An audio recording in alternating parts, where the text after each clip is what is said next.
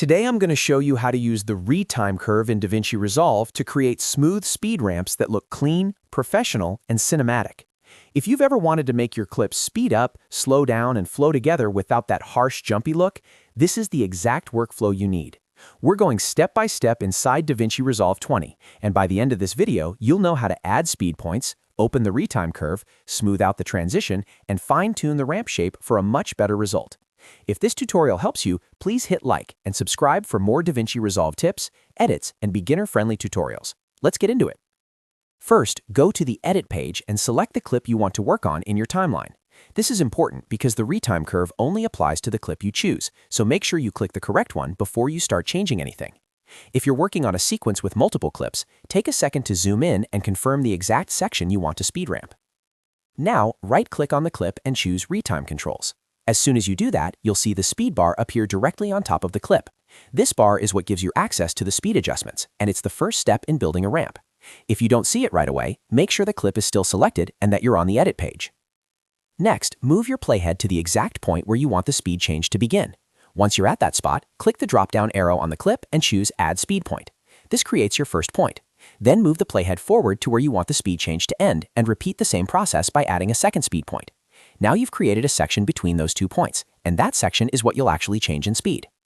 At this stage, you can change the speed of that section in a couple of ways. You can click and drag the small top arrow on the clip to make it faster or slower, or you can open the drop-down menu and choose a preset speed change.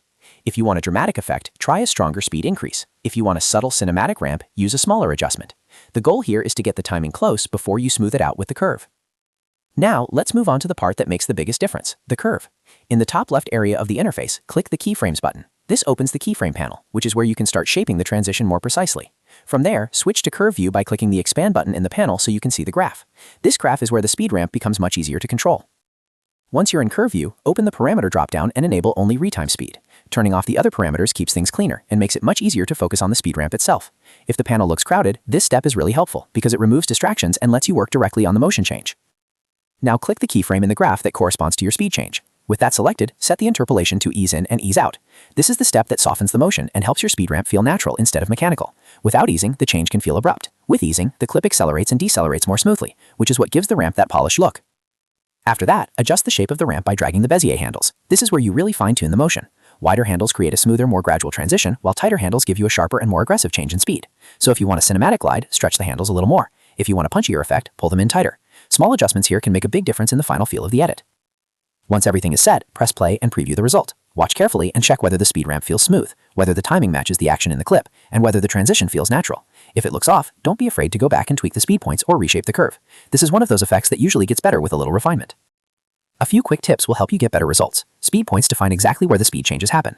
The keyframe panel controls how smooth the transition looks. Curve view is required if you want to really see and adjust the ramp properly. And if you're using optical flow for slow motion, remember that it can improve the look, but it also increases processing load, so your playback may take more power from your system. Also, if you notice gaps appearing in your timeline while adjusting speed, switch to Trim Edit mode by pressing T before making those changes. That can help you work more cleanly and avoid frustrating timeline issues while you're fine-tuning the clip.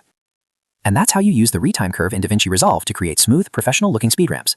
Once you understand speed points, keyframes, and Bezier shaping, you can use this technique on action shots, transitions, music edits, reels, shorts, or any clip that needs more energy and style.